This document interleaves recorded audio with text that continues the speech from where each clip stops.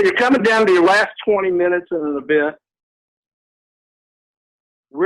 and all the demons are starting to fly. Right. Oh, yeah. Oh, yeah. You asked your question, where do you go once the demons start hitting you on the last 20 minutes of your round? What is that your question? Pretty much. Okay. It's a big one. I mean, Clayton, you played. I mean, it's a big question. You're coming down. You realize that you're about to do something on a big scale, and now the question is, what do we? How do we quiet it down? So dance with the devil. Here's the answer to that question, Scott. Are you ready? Yep. There is no answer. Okay? There's no answer to that question. There's no magic bullet. There's no magic formula. There's nothing. So what does it come down to? I'll tell you what it comes down to.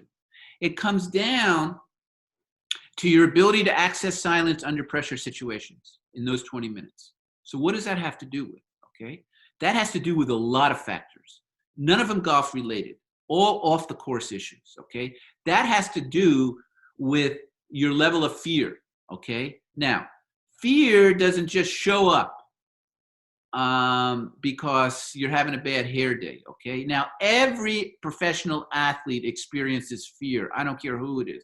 I heard Nadal has a lot of fear before he plays. What's his name? Bill Russell used to throw up, okay, before major, games in basketball.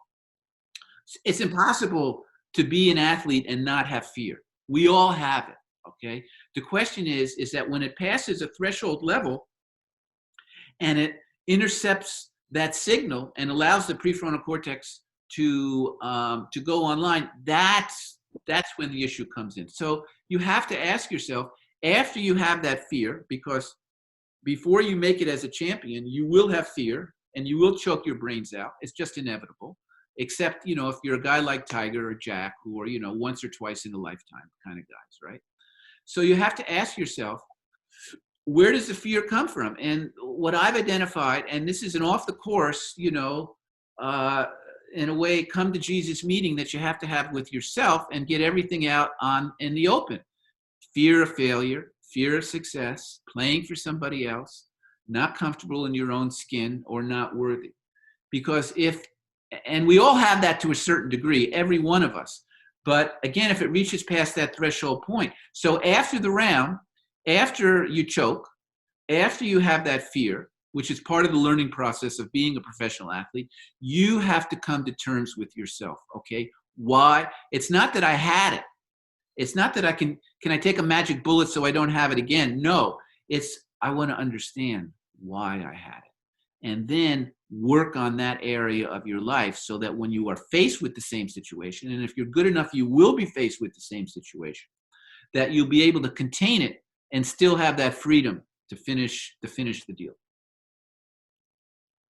Stephen, that's perfect answer. Stephen, have you heard the expression "no ego, no fear"? No. What do you make of that? Does that sound like mumbo jumbo? That really brought me some value. I know you can't trying to silence the ego is like what you described. You're trying to chase something that doesn't exist.